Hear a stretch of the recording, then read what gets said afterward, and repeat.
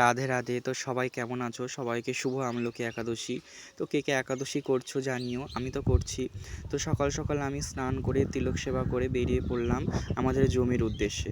যেহেতু আমাদের আজকের মাঠে ডাল ছেঁড়া হচ্ছে, তো সেখানে বাবা মা আগেই চলে গেছিলো। আমার যেতে একটু দেরি হয়েছিল, কারণ আমার গোপালকে তুলে স্নান করিয়ে সেবা দিয়ে আস্তে আস্তে অনেকটাই দেরি হয়ে গেল। তো এখানে যে জমিগুলো দেখছো সেগুলো সব আমাদের না, কিছুটা আমাদের। তো এই সাইডে কিছু ডাল ছেঁড়া হয়ে গেছে, তো এখানে আমি গিয়ে যেটা বাকি ছিল ডাল ছিঁড়তে শুরু করে দিলাম। যেহেতু আমাকে আসতে বারণ করেছিল, তাও যেহেতু অনেক দিন পর বাড়িতে আসলাম, তাই ভাবলাম যে একটু ঘুরে আসি আর মাদের হেল্পও হয়ে যাবে।